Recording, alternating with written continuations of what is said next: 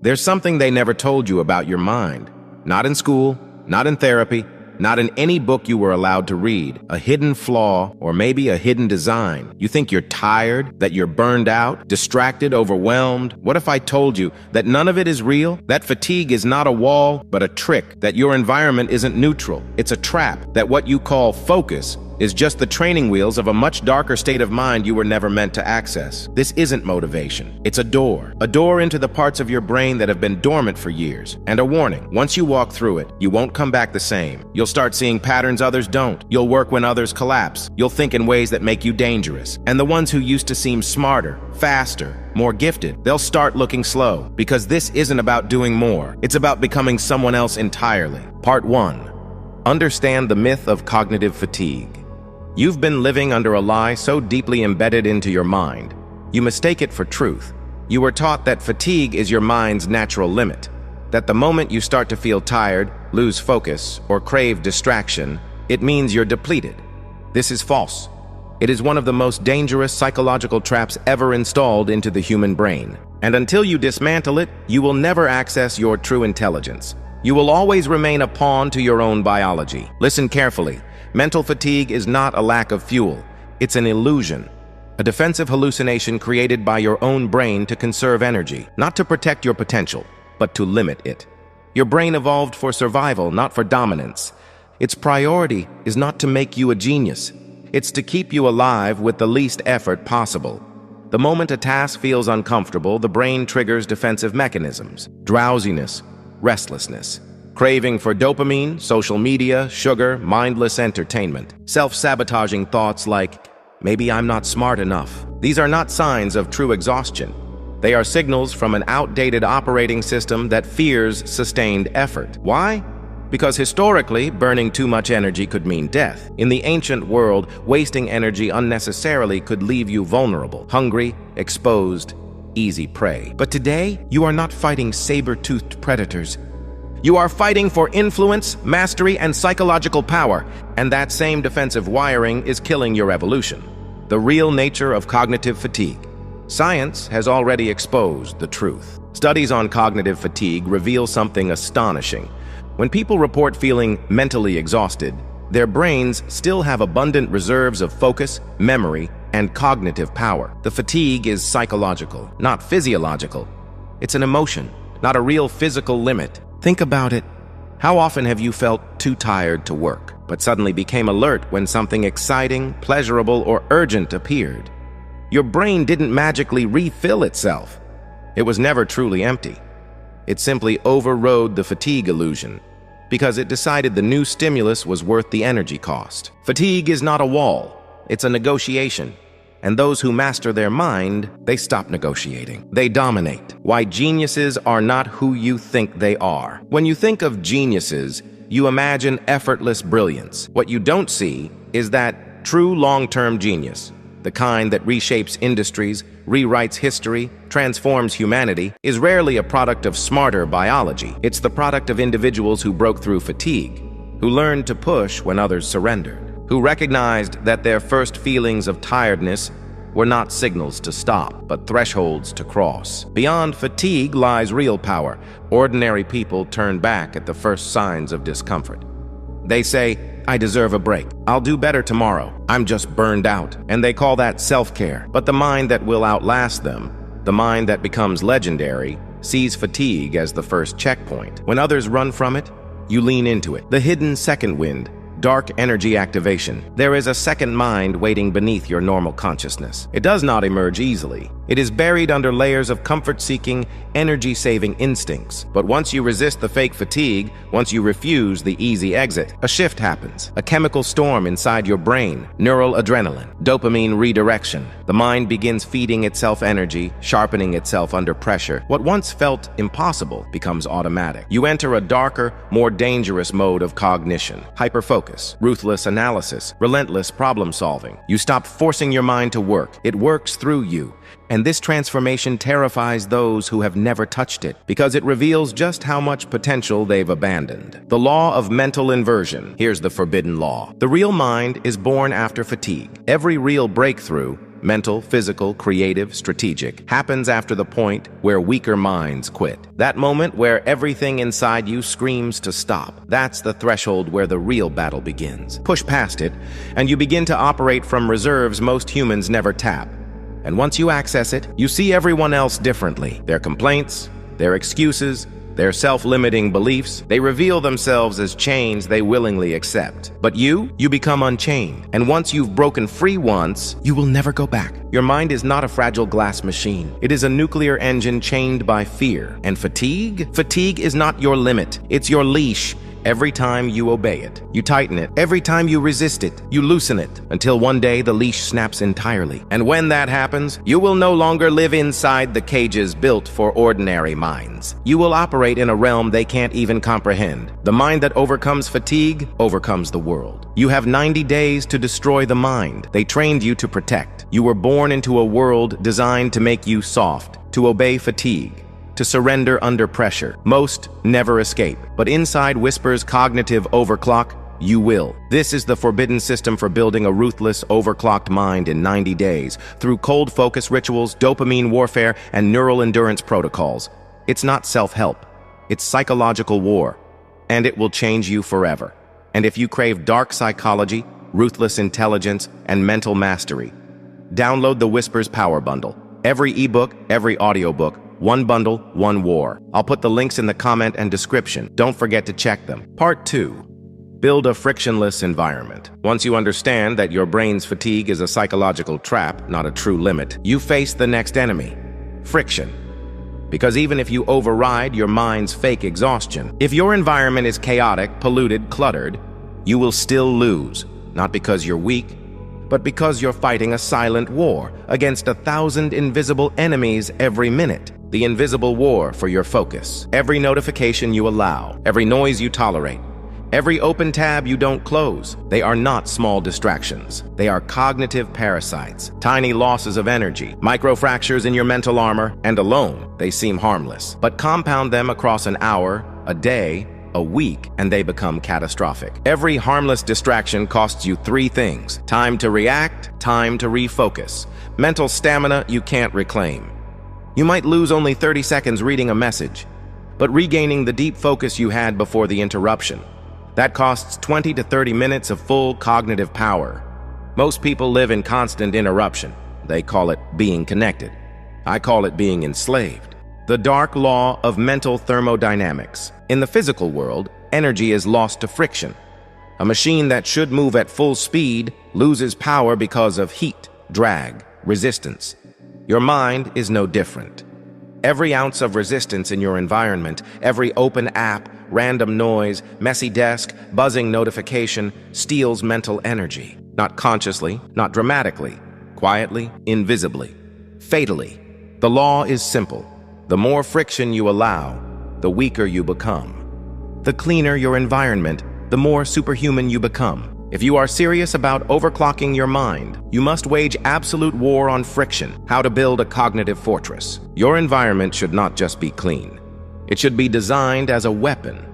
Every element around you should either accelerate your mind or get eliminated. Here's how the elite build cognitive fortresses. Purge all open loops, every unfinished task, every item left out, every mental should do. They leak attention even when ignored. Ruthlessly close them or remove them. Kill all passive inputs. No social media feeds visible, no notifications active, no emails open in the background. Set up high-cost barriers to distraction. Make it inconvenient to escape focus. Log out of apps. Move the phone across the room. Block websites. Friction for distraction, freedom for focus. Anchor your environment to your mission. Place symbols of your goals everywhere, quotes, objects, music, anything that primes your mind for battle, not relaxation. Create a ritual for entering the zone. One consistent action that tells your brain, now we work. Light a candle, play a specific track. The body triggers the mind. The psychological shift. Become a predator of focus. Most people treat their attention like it's a free buffet. Anyone, anything, any random thought can grab a piece. You will be different. You will treat your attention like a predator treats its energy, with cold, merciless calculation. You will not allow random conversations to steal your focus. You will not tolerate background noise to weaken your mental clarity. You will not indulge every flicker of boredom by chasing novelty. Focus is not something you hope for. It's something you defend with blood and fire. You are either the master of your environment or its prisoner. The dark secret of high achievers. If you study the highest achievers across history, you find a pattern. Nikola Tesla worked alone in sterile labs. Isaac Newton obsessed over removing disturbances. Bruce Lee designed his entire day around eliminating unnecessary motion. Napoleon carried an environment of strategic silence even in the chaos of war. They were not lucky to be focused. They engineered their worlds to demand it. And because their minds encountered no friction, their cognitive overdrive lasted longer. Their breakthroughs came faster. Their domination became inevitable. You are not inferior if you struggle to focus. You are simply surrounded by an environment designed to destroy it. And the second you change your environment, you will feel your mind begin to sharpen automatically, as if a heavier, more ruthless version of yourself was just waiting for the noise to clear. Understand this: your brain is a machine capable of impossible endurance, but only if you cut away the 1,000 tiny knives slicing it apart every second. Your battle is not just against laziness. Your battle is against an entire ecosystem of invisible friction. Every piece of friction you eliminate, every distraction you kill, every barrier you build, sharpens your mind into a weapon few will ever match. Most people will never experience the real power of their mind because they are too busy drowning in noise. You will not be one of them. Part 3. Trigger neural flow on command. You've now dismantled the illusion of mental fatigue. You've built an environment where distractions can't survive. But that's not enough, because even with full energy and no friction, you still face the real final boss, getting your mind into the zone at will. Most people stumble into deep focus by accident. A lucky day, a surge of inspiration, but you will learn to trigger it on command, like a soldier flipping the safety off a weapon.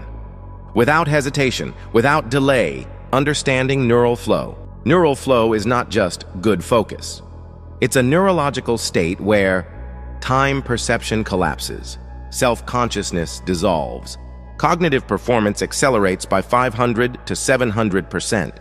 Flow is your brain's most advanced weapon. In flow, your mind weaves ideas faster than you can think. Reflexes sharpen. Memory locks in. Creativity explodes. You stop trying to perform. You become performance itself. It is not a myth. It is not a rare talent. It is a state triggered by precise psychological conditions. And once you know how to engineer those conditions, flow becomes a lever you can pull at will. The 3 barriers to flow and how to annihilate them. There are 3 primary enemies that prevent you from entering flow.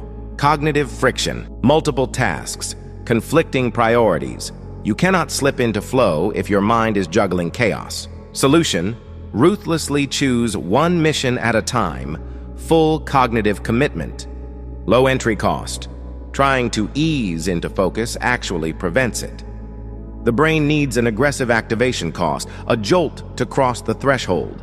Solution: begin with a mentally brutal task immediately. Force ignition. Exit points. If escape routes exist, phone nearby, tabs open, notifications, the brain won't invest deeply. Solution: erase every possible exit. Make flow the only path forward.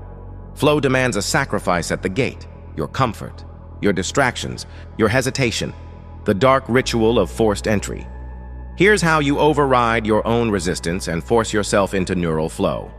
Step 1. Pre-commit the mission. Before you begin, decide exactly what task will dominate your focus. No improvisation, no changing objectives mid-session. Step 2. Set a brutal initiation challenge. Choose the hardest possible starting point. No warm-up activities, no light preparation. Attack the biggest, most mentally violent problem first. Step 3. Block escape with physical barriers. Phone in another room. Internet blockers engaged. Single window open. No just checking allowed. Step 4. Trigger the priming ritual. Create a sensory anchor that signals flow activation. A specific song, a candle lit, a timer ticking. Your nervous system begins to associate this trigger with deep work automatically. Step 5. Sprint past the pain barrier. The first 20 to 30 minutes will feel slow, scattered, weak. This is the brain's old defense mechanism firing. Ignore it. Push through without judgment. At minute 30 to 40, the brain recalibrates and the doors to flow swing open. The flow multiplier effect. Once you're inside flow, your productivity doesn't increase linearly. It multiplies. What would normally take 5 hours happens in 45 minutes. What would usually seem overwhelming becomes automatic. Because the brain, once fully engaged, stops resisting. It stops budgeting energy carefully. It begins dumping full cognitive resources into the mission. You tap into power reserves designed only for life or death situations, and the world around you, the noise, the doubts, the fears, the fatigue, becomes irrelevant background static. You don't cope with them. You leave them behind. Why most people never experience true flow? Most people will die having never entered real flow even once. They flirt with it. They get glimpses of it. But they sabotage themselves because they fear the intensity required. Flow demands total commitment. No partial effort, no shallow work, no multitasking safety nets. It's an all-or-nothing gamble. Burn through the resistance, or remain mediocre forever. Most choose the easier path, the safer path, the comfort of never truly going all in. But the few who choose differently, they live and work at a level others can't comprehend, because they operate outside the boundaries normal minds cling to. Neural flow is not magic. It is not random. It is engineered. You do not wait for it to happen. You build the conditions, force the ignition, and lock yourself inside it until the world bends around your work. Your enemies will never understand how you operate.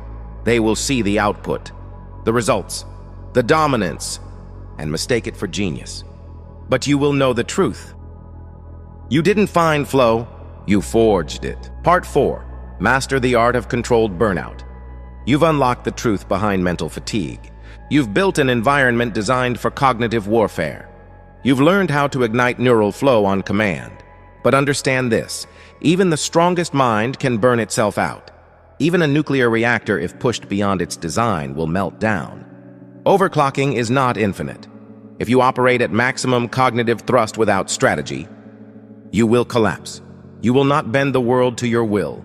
You will be broken by your own ambition. The fatal mistake of overachievers. Most people never touch flow. But those who do, those who taste the power of overclocked cognition, face a new danger. They become addicted to it. They try to live in it 24/7. They think they are invincible. And they ignore the subtle warning signs. Sleep erodes. Emotions destabilize. Creativity crashes. Discipline turns into exhaustion. They don't see it happening until it's too late. Their mind, once a fortress, starts to rot from the inside. The burnout curve. Understand this law. High-output cognitive states consume hidden reserves. Every session of intense flow. Every day of ruthless productivity. Every week of overclocked output. Costs you invisible energy you don't immediately feel. You can operate at peak intensity for a time. But underneath the surface, a slow deficit builds. If you do not strategically control it, it will ambush you. One day you'll wake up and realize your mind feels sluggish. Your motivation evaporates. Your sharpness is replaced by numbness. This isn't weakness. This is burnout's trap closing in. The art of controlled burnout. You cannot avoid burnout if you live at the edge of human cognitive performance. But you can control it. You can treat it not as a failure, but as part of your operating cycle. Here's how the Dark Masters operate. Cycle 1. Strategic overclocking. 4 to 6 weeks of extreme cognitive push. Structured days. Ruthless focus. No mercy for distractions. Cycle 2. Calculated deceleration. 1 to 2 weeks of deliberate slowdown, not collapse, not laziness. Active mental recovery, reflection, slow creation, low-intensity study. Cycle 3. Reinforced return. After the controlled burnout, return to high-intensity work. Stronger, sharper, and even more resistant to mental fatigue. This is not rest as reward. It is rest as a weapon. What happens if you refuse recovery? If you refuse to decelerate? If you think you can bypass the limits of your own biology, you will pay the price. The symptoms of unmanaged burnout are ruthless, chronic brain fog, deep emotional volatility, diminished resilience to stress, cynicism replacing clarity, apathy poisoning your ambition, and worst of all, loss of identity. You will forget why you started. You will lose the fire that once made you invincible, not because you weren't strong enough, but because you didn't know when to sharpen the blade, instead of swinging it blindly. The rituals of dark recovery. During strategic deceleration, you don't do nothing. You reconstruct the mind. Here's how the elite rebuild after controlled burnout. Silent reflection sessions. 30 minutes a day of thought without input. No books, no podcasts, no conversations, just you and your mind. Recalibrating priorities, reforging internal drive, deliberate dopamine reset. Remove quick dopamine hits, social media, junk food, low-quality entertainment. Train your brain to find pleasure in thought, learning, solitude. Long-form study mode. Read deeply. Study complex material slowly, not for speed, but to recondition the mind for deep, calm absorption. Physical flow activation. Engage the body lightly. Walking, light lifting, mobility drills. Reignite the mind-body connection without taxing the nervous system. Minimalist creation. Work on low-pressure creative outputs, sketch ideas. Build frameworks. Write exploratory drafts. Keep the mind moving without the pressure of perfection. The legend cycle, the cycle of high performers who endure for decades, not just years, is built on this pattern. Surge, decelerate, surge harder, decelerate smarter, surge ruthlessly. They don't go hard until they collapse. They build momentum like a storm. Controlled violence, strategic silence. Controlled violence again. Every cycle sharpens them. Every burnout, properly managed, becomes an upgrade. And while others around them flicker and fade, they grow darker, they grow deeper, they become inevitable. You are not here to live at 70% forever. You are here to learn the dark art of burning fiercely, then rising stronger from your own ashes. Most people work hard until they break. You will work smart until you become unstoppable. The mind that learns to master its own burnout becomes a mind that cannot be destroyed. You are no longer normal. If you've made it this far, you're no longer the person who started this journey. You are no longer normal. Understand what that means. Normal minds obey fatigue. Normal minds live inside cluttered chaos. Normal minds drift in and out of shallow work, waiting for motivation to save them. But you now know the forbidden truths. That exhaustion is a liar. That your environment either sharpens you or kills you. That neural flow can be commanded, not begged for. That controlled burnout is not weakness, it's strategy. You are no longer trapped inside the rules you were taught to obey. You are building a new operating system. Ruthless, silent, relentless. But understand this knowledge alone changes nothing. The world will not bow because you know the theory. It will test you. The moment you leave this, distraction will attack you. Weakness will whisper back. Comfort will invite you to settle. And most people, they will fold. They will pretend they didn't hear the call inside their own bones. But a rare few, the ones who were built for more, they will answer. They will sharpen. They will sacrifice. They will evolve. And when the rest are wondering why their dreams died quietly, you will be moving silently toward domination. The choice is now. You have two paths. You let today be just another moment of inspiration, soon forgotten, soon buried under the noise. Or you make today the day you turned ruthless about your evolution. The day you stopped negotiating with your mind. The day you stopped waiting for permission. The day you entered a war that no one could see, but everyone will feel when you win it. This was never just about working harder. It was about waking up to the reality that your mind is a weapon you've been tricked into underusing. But now, you know where the door is. And once you've seen it, you can never unsee it. Your mind is capable of more than survival. It's capable of supremacy. Forge it, bleed for it, burn brighter than every fading genius around you. And when they ask how you did it, smile and say nothing.